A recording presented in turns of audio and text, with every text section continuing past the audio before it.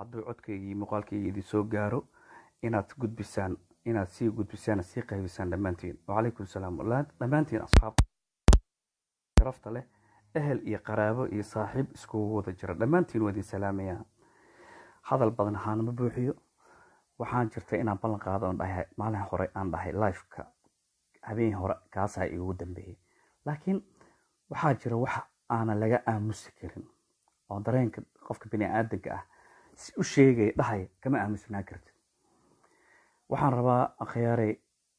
walaalahay qiimaha badanow inaad gudbisaan, walaalahay qaybisaan, gudbisaan meesha rabtaan dhiga.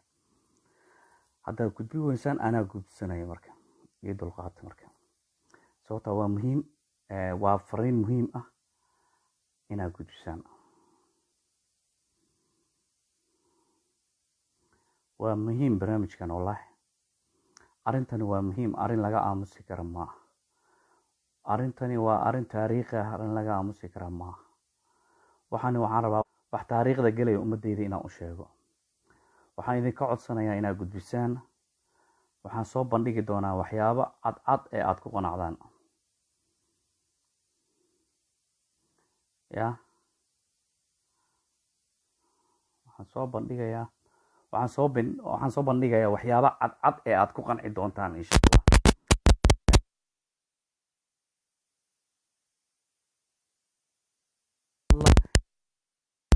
meesha adiga page-kaaga ah iska dhig fadlan. waxaa macquul ah dad badan oo qiimo badan leh inay inti maqlaan wax ku qaataan oo ay macnaha sii share garayn doonaan ama sii sheegi doonaan walaalahooda kale. waxaan rabaa inaan ka hadlo mowduuc ku saabsan qaraxii ka dhacay magaalada Muqdisho. waxaan rabaa madaxda Soomaaliya Muqdisho fadhida dareenkooda waxa ay ka tarjumeen iyo sida ay u hadleen iyo sida ay u labisnaayeen ayaan rabaa inaan muujiyo. qof walba share garayso kor uu ii sheegaya, dhammaan inta share garayso oo ama sii gudbinayso uu ii sheegaya. fadlan jaanis baad haysataa, fursad baad ii heshay inaad fiirsato. gudbi walaalow, waxba kaa garan mayso, lacag kuguma socoto, lacag lagaa qaadi maayo. fadlan ku dhufo gudbi meesha loogu talagala dhig. wallaahi arrinkani waa muhiim. hadhowbaa asagoo lead ah ayaad gudbin doontaa, markaad ka hesho ayaad gudbin doontaa. hadda gudbi waa ballan aan qaada, arrin xasaasi ah oo daruuri ah baan ka hadlayaa walaalayaal. waxaan rabaa laba shay oo muhiim ah inaan taabto. qaraxa ka dhacay 29 ex control afgooy iyo fanaanka weyn ee BK la yiraahdo wixii uu ka hadlay. labadaas mowduuc waa muhiim. marka waxaan rabaa walaalayaal, hooyaa la yiri hadda ka hor wiilkeedii oo garami jiray garta heli oga oo garta heli jiray oo gar walba hadduu galo soo guuleysan jiray, garta soo geli jiray, ayaa maalinta dambe la yiri eedooy wiilkaaga wuxuu gar helaba maanta waa laga gar helay baa la yiri. markaasay tiri wiilkeygii ha laga gar hele walba ma gar naqsaday bay tiri, ma gar naqsaday. markaasaa la yiri haa uu gar naqsaday. alay lehe waa geesi gar naqsaday, wuxuu gar helaba geesi gar naqsaday ayuuna waayay tiri wiilkeygii. marka waxaan rabaa nimankan madaxda ah ee xamar fadhiya ee ku magacaaban maanta dowladda jamhuuriyadda Soomaaliya federaalka ku magacaaban, fal dambiyad badan oo dadkan shacabka reer Muqdisho loo geysanaya way soo mareen, wayna ku soo dhacday. laakiin istiilkii ugu dambeeyay hadda dhacay ayagu ku dhaheen afkooda, macnaha 78 qofooda aad dhimatay ay dhaheen. aniga I believe inay 80 ka badan yihiin, oo ay cadadka tirada aniga hadda qiyaasay 140 inay gaarayaan, 200 iyo something oo dhaawacna inay jirto.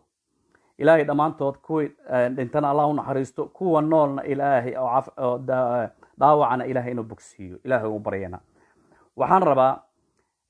xaqiiqdan ka hadlaynaa. meediyada ku jirtaan, social media waa aragtaan, waa u fiirsanaysiin waxa dhacaya. madaxweynaha waad u jeedeen, ra'iisul wasaaraha waa aragtaan. waxaan rabaa dareenka qofka marka dadkiisii la dhameeyo,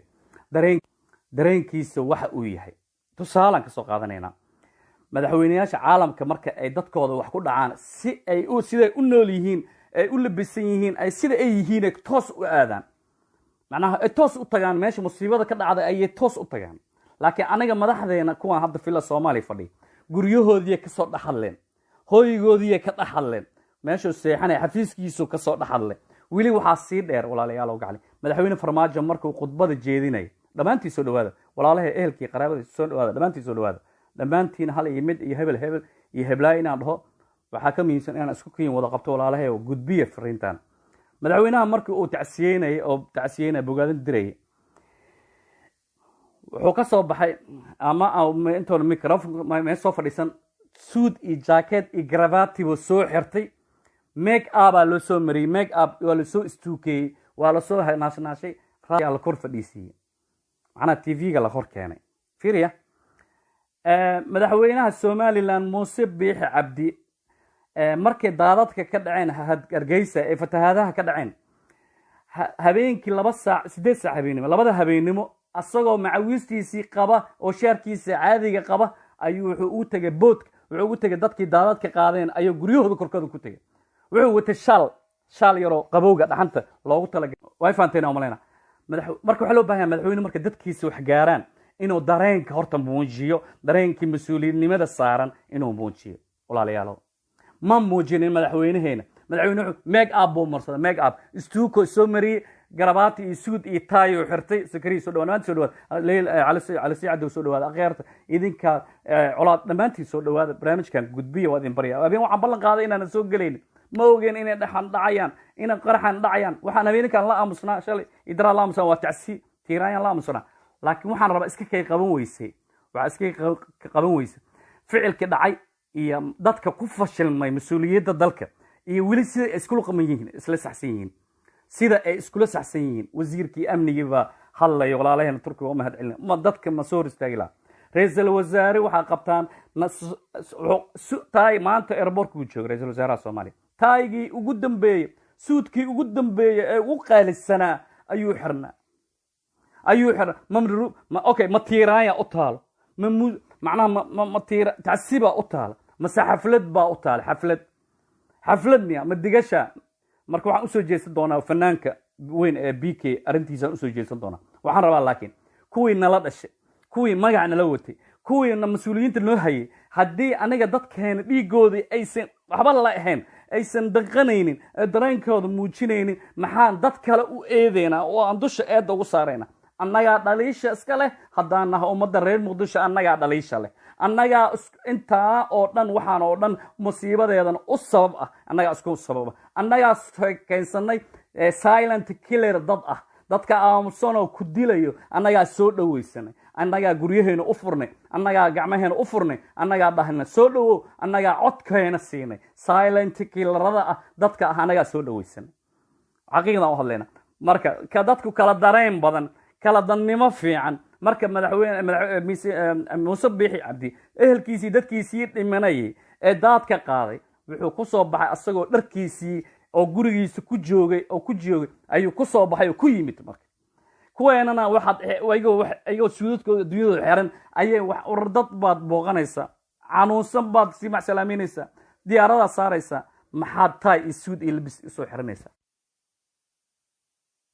mira iyo sawir iyo wiilal wada oo kiyaalo madow la soo wada xiranay dareenkaaga madaxweynena dareenkaada ra'iisul wasaarenimo muujino maxay tahay sababta intaas oo wiilal oo bal ilaa iyo hadda waxaan u sheegaa shacabkeen Soomaaliyeed wallahi oo runta idin sheegaya wallahi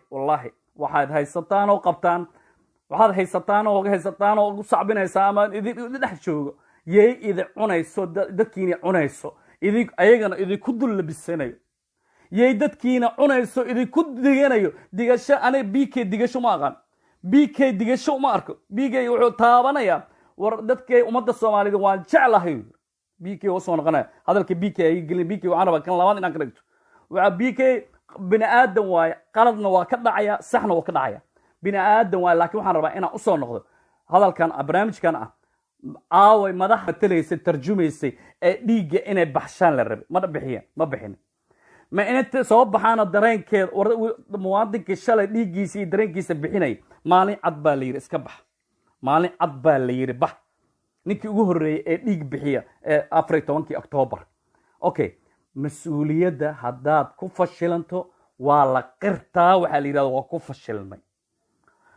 hooyadu waxay tiri wiilkaygii haddii gar heli jiray haddii raganimaday ka mid tahay inuu gar naqsaday inuu garti qaatay raganimaday ka mid tahay raganimada ayay ka mid tahay wiilkaygii inuu gar naqsado maxaa u diiday nimanka villa Soomaaliya fadhiya inay gar naqsadaan wasiiradooda ra'iisul wasaarayaashooda madaxweynahoodii intaasoo musiiba dhacday la islama xisaabtamin macal baarlamaankooda intaasoo musiiba dhacday wasiir loo casilay ma lahan hal taliyo xabsi ma jirto ilaah baa idinku dhaariyay maxaa loogu marmarsiyoonayaa fanaan cabdicasiis haddaan qiiroodo oo aan maanta oo dhan ummadda Somaliland laqo ama xamar oo dhan caayo cabdicasiis waa shakhsi gudbiye kaliya laakiin anu waxaan arkaa qofku bini'aadanka ra'yigiisii waa soo bandhigi karaa laakiin waxaa ka xun kuwa mas-uuliyadda u dhaartay ee kitaabka gacanta saaray ee ummadda Soomaaliyeed ku diganayo ummadda shacabka ku diganayo shacabka reer Muqdisho kor diganayo maanta madaxweynaheena farmaajo iyo ra'iisul wasaaraheeni tacsiimiya u taal ma yihiin dad dareen tacsi leh ma aha waa dad dareen macnaha reer galbeed macnaha reer galbeedka markay musiibo ku dhacaysa ma sameeyaan marka waxaan rabaa al-shabaab ayaa qaraxan fulisaa la yiri al-shabaab meesha sumcadeeda ku dhamaanayso way ka aamuseen riila idin sheegaan dowladeynana oo hadda idin jirtana bal fiiri hadalka meel u raacaya haddii mas-uuliyiintii amniga u xil saarnaa ay ka aamusaan mas-uuliyadda qaadan waayeen madaxweynuhu mas-uuliyaddiisi qaadan waaye ra'iisul wasaaraha mas-uuliyaddiisa qaadan waaye iyo al-shabaabtii aamustay oo ka aamustay waa isku seem waa isla leeyihiin sababta waa macnaha waa seem laba ii aamustay waay laba qofoodoo ii aamusay waay riile marka loo hadlo laba mawjad ayay ummadda reer Muqdisho dhaxda kaga jiraan laba mawjad bay dhaxda kaga jiraan mawjad waxa waaye marka ay al-shabaabtu ay dad maati ah iyo dhalinyaro iyo arday ay dhamayso waxay dhahaan shib bay dhahaan markay is dhahaan leeyahay waad dhacaysaan taageero badan idinka go'ayso way aamuseen madaxdeeduna markay fashilmaan oo amniga nabadgelyada shacabka iyo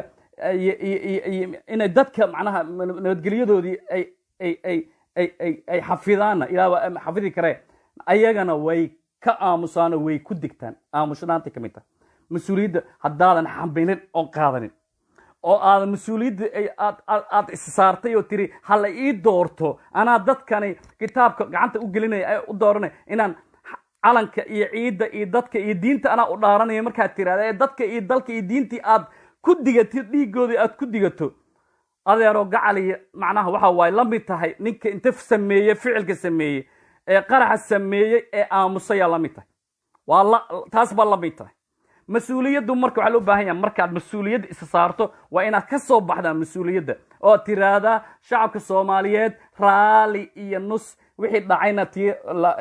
macnaha lama qabnin waana ka xunnahay waana fashilanahay mas'uuliyaddeedana waa ku fashilanahay raali ahaad iyada oo ay mas'uuliyaddii ku fashilmeen nabad iyo nolol ayay maanta waxay rabaan inay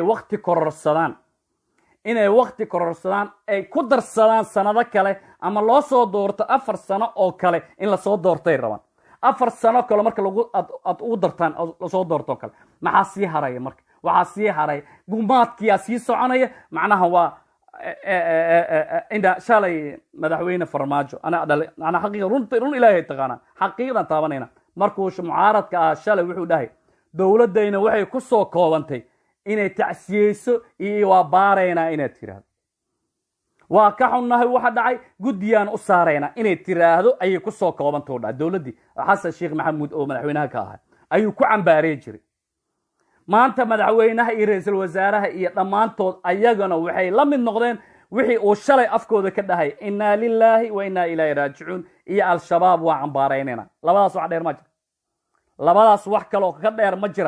jira agaasimaha qaybta amniga taliyaha nabad sugidda Soomaaliya waa qaldan yahay waa la xisaabtamaynaa mas'uul baarlamaanka horgeynina maxkamada horgeynina ma jirto wasiirka amniga xilka laga qaadaya maxkamada la geynaya golaha baarlamaanka la horgeynaya meeqa jeer la horgeynaya taas marka inaad runta isku sheegno laba waxa la yiraahdaa ninka haduu ku dilo iyo hadduu kaa aamuso labadaba waa isku kaabmid kan waa marka ninna wuu ku dilay ninna wuu ku dafiray waayo mas-uuliyadda ma qaadanan mas-uuliyaddii loo xil saara ma qaada ma gudan ma dhihin anagaa ka mas-uul maadaama shacabka inaan amnigooda ilaalino waan ku fashilanay waxaan maxna ma qabanin markaasaa laaligeed waa jidka waan banaynaynaa meesha waa ka leexanaynaa ma jirto lama simen ma dhihin okay dowladda aad qabtaan ee aad rabtaan inaad sii bulbuunisaan waa midaas dowladda aad rabtaan inaad waqti loogu daro ku darsatana waa taas marka taas waay oo meedkii oo yaala suud iyo ookiyaal qurux badan oo raybon ah oo maaragtay hers galaasiga ilaahu dib u baaran oo adin barya madaxweynaha maalinta khudbaynaya khudbaar soo dhaweystay script ku qabta sooradiisa wallaahi bilaa qiimaha markaas shaarka suudka xiran 250 400 500 800 oo dollar waay 800 oo dollar waaye taayig iyo suudka iyo garbaatiga u xiran iyo macna jaakada u xiran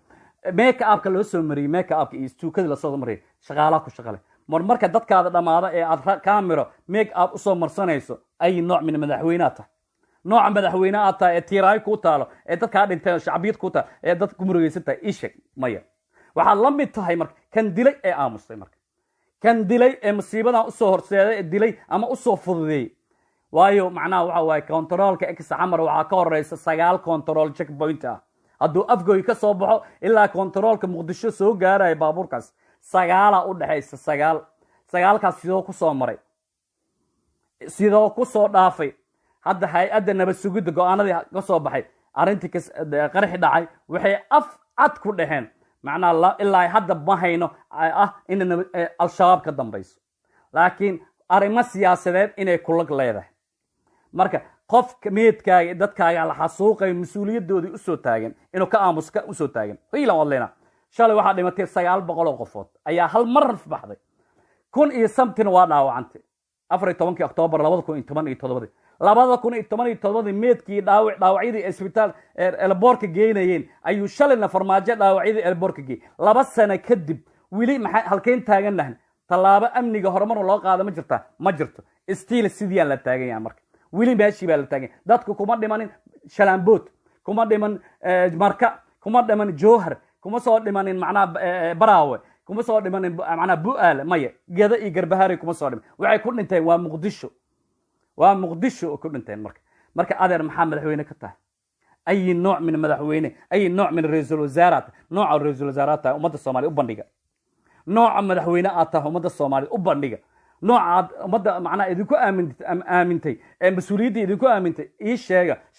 shalay dhaawacyada diyaarad saarteen airportka geyseen diyaaradda saarteen 2 sano kadib ayaa haddana sidii oo kale haddana saarteen isla markii marka madaxweynaha wuxuu ku sii daray matqana al-shabaab falalkan guraacan ay sameynayso farar ka sii guraacanna way sameyn doonaan oo dhan macnaha waxa waaye biri haddii 10,000 person ay naf ruuq baxdo aniga waa tacsiinaa aniga waxaan leeyahay inna lillahi wa inna ilayhi raaji'uun that's my point intaas kaliya ra'iisul wasaaruhuna sidii oo kale marka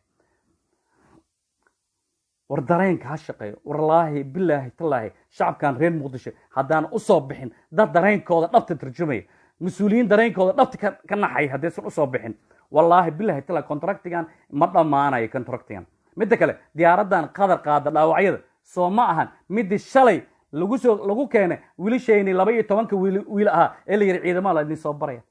soo 12 wiil ayagoo meedkoodii bax ku xiran nimanka diyaaradii keentay soo ma ah midii la yiri maanta hala qaado maanta bari maxaa lagu soo samayn karnaa macnaha keliyaha lagala soo baxaya beerarka ma lagala soo bixi doona wadnaha ma lagala soo bixi doona annagu maxaan ka naqaana nin odayo sacuudiyo nin odayo qadar oo lacag ka batay oo keliya la'aan ah miyaa keliyaha loogu soo bedeli doona gabadh naag sacuudi qadariya ah oo lacagta ka badatay ma keliyaha loogu bedeli doona annagu ma naqaano ma ogin annaga ma sheegi karno masiibada socotaay haddaan indhaha kale sii furina cabdicasiis hay weydiinina anaga waxba ay weydiinina intaasaan kaga baxaya mas-uuliyadda haddii lagu igmaday aad fulin weyd nin walba waa shaqeeya halkan iga daawanayo gabar walba oo Houston-ka joogta way shaqeysaa haddii shaqadeedii 10 daqiiqo rubi saac dib u dhacdo oo wiigaas ay ku gaarto waxa la yiraahdo 45 minutes ay ku gaarto wiigaas waa baxaysa 45 minutes haddii wiigaas inta la xisaabi ay soo daadaahdo ama uu soo daadaaho waxa la leeyahay adarna dhaaf qof kale aan booskan kaysanayna at time-keeda ku imaanaya time-keeda ku baxaya haddaad mas-uuliyaddii shalay aad u dooratay qaban weyday adeer u baneeyo jidka waxaa imaanaya wiil yama gabar wanaagsan oo dadkan u nixi karta u dareennaxayso at least markay ugu yartahay marka wixii dhacaan kor tegaya istaagaya ayagoon staff iyo ciidan wadan oon baqayna cabsanayni oo la garab istaagaya soo xambaaray isagoo xambaarsan mala arkay madaxweyne cunug xambaarsan oo duulka saaran soo dhaawac istaa loo cararayo no ma aragtay ra'iisul wasaare islaan dhab xambaarsan maya laakiin lama taabanayo jirkeeda gacantiisa xataa ma saarayo saas qoorta u taagaya dhegtuu saan u saaraya saana u dhegaysanaya hadalkeeda dareenka noocaasa dadka qabyaaladaysan xanuunka qaba ayaa macallin hore waxaan dhahay madaxweyne xasan sheekh dareenka waa loo kala dhashaa lugtoo ka taabanaya lugtoo saan ugu taabtay nin xanuunsan oo dhaawaca jirkiisa saana ula gacanta ugu qabtay markaas anaa qabyaaladaa wadaa marka intaasaan maraynaa marka waxaan usoo jeesanayaa marka walaalayaal oo qaclay ninka la yidhahdo fanaanka weyn ee BK la yidhahdo bini aadanka sidiisaba aniga iska soo qaadaya aniga waan qaldamaa wax wanaagsanna waa laga qaadan karaa wax qaladna waa laga dhegeysan karaa laakiin BK hadalkiisu wuxuu ku bilaabay anigu waan jeclahay shacabka muqdisho shacabka Soomaaliyeed gidigood waan jeclahay riilaan loo hadlaa gar ilaahay taqaan heesaha aad wareejinaysaan ee YouTube-ka iyo TikTok-ka ku jiro ee aad Facebook-ka ku wareejinaysaan dareenkiisa waa asaga koow ka hadlay asaga dareenkiisa xamar muqdisho haysaan macnaa asaga heesta qaraxa qaaday u qaad BK oo aha okay ninka shalay qaaday heesti qaraxa dhibaatada ummadda reer muqdisho loo geysanayo maanta waxa waaye waa siyaasi ma ah nin oo siyaasadda ku shaqo leh ma aha waa fanaan aragtidiisa iyo ra'yigiisa soo madhig anoo ummadda Soomaaliyeed jecel buu haddana wuxuu yiri halka mid oo ka taraaraxay oo loo qabsan la sidii kara alle dambi ku noqon kartaa waxay tahay haddaad ictiraaftaan dilka iyo dhibaatada waa idinka joogsanaysaa macnaha wuxuu ka wadaa qalbigiisa wuxuu ka wadaa dhibkan weesaan waa idinka yaraana ama idinka joogsanayaan si inuu markaas waxay cadaynaysaa qofka daad tiraado waxaan hadda iga jooji weysa adna dhibkan waa ku sii jiro ama dhibaat wax ka sii dhiman daad tiraado minis anaa kugu hayo waay dilka anaa kugu hayo waa marka wuxuu isku cadaynaa no anigu shakhsi hadlay beel weyn ama shacab dhan oo Soomaali generation ah mu gafayo aniga no ina u gafo no shacabka ummadda shacabka reer Somaliland waa ummad walaalaheena ah waa ummad dhiigayga ah waa ummad igu aftirsata waa ummad afka ila wadaagta diinta ila wadaagta midabka ila wadaagta meel aan ku kala hari karnana ma jirto haddaan laba dal kala noqono xataa waxaynu nahay dad walaalo ah isr wadaaga BK hadalkiisii uu ku bilaabay aad buu u qurux badnaa laakiin gadaal buu xoogaa yar ka taraaraxay in runta la isku sheego waa fiican hadalka hore wuu wanaagsanaa marka taraaraxidaas dambe uu taraaraxay oo ah uu isku xiray laba decision buu isku xiray laba shay uu isku xiray nafasaxa iyo ka bixi meesaan haddaadan nafasixina ka bixi meesaan labadaas ayuu ku qaldanaa oo ay ka dhacday BK hiila oo hadlaya marka waxaa ka daran waxaa ka daran ninka qabyaaladaysan ee silent killerka ah ee canshuurtaada cunayo ninkan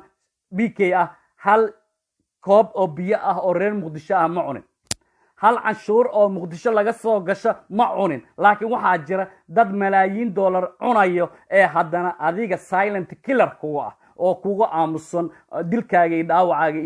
iyo barakacaaga ka aamusan ummadda reer muqdisho kuwaasaa ka xun ninka banaanka kaa jiro ninka wuxuu yiri adeer isma haysano shalay haddaan isaysanay maanta isma haysano laba dal baan kalna ninkaas warkiis waa qirsan yahay laakiin ninka aanan kaa dhammaanaynin ee mar walba dhiiggaada canshuurtaada kugu gumaadayo kugu xasuuqayo ee kugu diganayo ee haddana kaaga aamusayo waa kan macnaha social media ka muuqan am desperation ana ahay muqdisho darteed dhahayo I'm desperation baan ahay laakiin shalay markay Kismaayo qaraxa ka dhacay desperation ma ahayn dismoral ma ahayn laakiin wuxuu ahaa halyeeyad baa dhimatay gabar halyeeyad oo qiimo badan ah dhimatay gabar saano diyaas bara ah dhimatay gabar baa hotelka qaraxa ku dhimatay la oo laandheera ah oo daarood ah oo saamba la dhahay war ilaahay ka baqa dadka kala barta dadka adiga silent killerka ah ee kugu dhex daagan ee ku dhex jooga ee gurigiisii soo nabadeystay ee kaaga kugu cunayo ee kaaga canshuurtaada cunayo ee dhiiggaada jiqayo markaas barta kaasaa ka xun ninka banaanka taagan kaasaa ka xun waana kuwa dhex fadhiya xamar ee lagu ciidamaynayo ee bustooladaha loo dhiibayo ee dadkii afka gacanta saarin leeyihiin haddaan afka kala qaadno cunug yar baa anaga bustoolana la soo baxayo dadkaygii baa lagu hayaa oo Siinaay iyo Suqbacaad iyo Yaaqshii degan baa lagu hayaa ilmo yar yar oo bastoolada loo soo dhidhiibay lagu haystaa raxaad aheedeen war waxa ka hadlaysan ilmo yar yar ka hadlaysan wax walba madaafiic walba ayagoo dhacaysa ayaa dadnimo iyo karti u soo taagneedeen aad geeridna waa taqaanaan noloshana waa taqaanaan mas'uuliyadda dadka qaaday ha loo xisaabiyo adeeryaalo mas'uuliyadda dadka qaaday ha dhahaan ha garaabaan war mas'uuliyadda annaga ku tacadinay waa ka soo bixi weyn mas'uuliyadda really hadlayna mas'uuliyadda waa ka soo bixi weyn ummadda Soomaaliya ha keensato tiri 3 sano 3,000 oo qofooda dhimatay markay ugu yartahay xaqiiqdan ka hadlayna xaqiiqda runta la taabanaya ama hotel hala galo ama macnaha jaamacad hala qariyo ama maaragtay macnaha sooba lagu dhinto ama ex control ha ahaato saddexda mas'uul ugu waaweynna wili waa taagan yihiin still wili madaxweyne waay kow ra'iisul wasaare waay laba gudoomiye baarlamaan saddex معناها وحوا وزير أمني واي أفر استيل واجوغان أي نوع مركا صار يدين حمينا يا بيكي بيكي يا لدين أدعو كده أدر أدان شلي سومالي هن أو من نمربني ما أنت وحن نهدل جونية نجد داعي كانوا وهسان أو نفسها عبما لكن كان أنكو فسحينين إكو نحجرة إكو نحجوج إما أنت عادي ورنيك ريم مقدشة أما نيك هوية أو مدحوين النقضة ده هي عاصمة دنا وعاصمة قبيل كاسة ودرن كاسة ودرن أنا وعي دي شيء يا وحن إذا بلغ دي شيء إن أوجره والله رنتو هلا إن أوجره إسقاط نبض إنه تحضيره هذا دي شيء اسم كلسون لبد استاف اسم راعي كران هدا idin sheega reeyla oo hadlayna in la isku dhufto wax yar oo dhiman bilaash dadka loo qarqarina ma ahane labada staff in la isku dhufto ra'iisul wasaaraha iyo farmaajo ciidankiis in la isku dhufto wax yar oo dhiman isma raacaan reeyla hadlayna isku meelka ayagoo taagan kuma tacsiyeena bal fiiri goorma u dambeysay 6 months kor hada idin sheega madaxweyne ra'iisul wasaare isgaraf fadhiyo ama meel wada jooga yaa ii keeni karo ma jirto waa la iswada gaadgaadaya sheekadani tuhunkaani wuxuu dhashay markii injineeriso la dilay hadda idin sheega waa dhamaatay waqtigii la isla fadhinaay la isla soconay staafka la isku daraay labada staaf ay wada waardiinayeen eeyo taas marka ayaga meel xun kala maraysa yaana idinka faa'iideysan waxaan dhihi lahaa shacabka ummadeyda shacabka reer Muqdisho waxaan dhihi lahaa yaanan loo xumeeynin shakhsi hadal ka taraaraxay yaana shacab weynaha ummadda reer Soomaaliland marnaba loo aflagaadeynin waxaa kaa dhaanta kaaga daran oo mici ah oo mirid ah oo iyay ah kan canshuurtaada cunaya haddana ku cunaya ku dilay kaasaa ka xun kaasaa la iska qabto kaasaa iga talaa riilan ka hadlayna waxba yaan la ceeb yaan laga dhigin ummadda reer Muqdisho xaqa u leedihiin annaga canshuurteena annaga maamuleen inaan dhahdaan xaqa u leedihiin sida ummadda reer Berbera ay xaq ugu leeyihiin inay canshuurtooda ayaga maamulaan ummadda reer Kismaayo inay canshuurtooda ayaga maamulaan sida ummadda reer Boosaaso ee canshuurtooda ayaga maamushaan xaqaad u leedihiin ha baqaynina ha cabsaanina yaana la heestayaal idinka dhigin waraa la idinkaga dhigay wassalaamu calaykum waraxmatullaahi wabarakaatu inna lillahi wa inna ilayhi raajicuun dareen waay kan maaha istus wallaahi waa dareen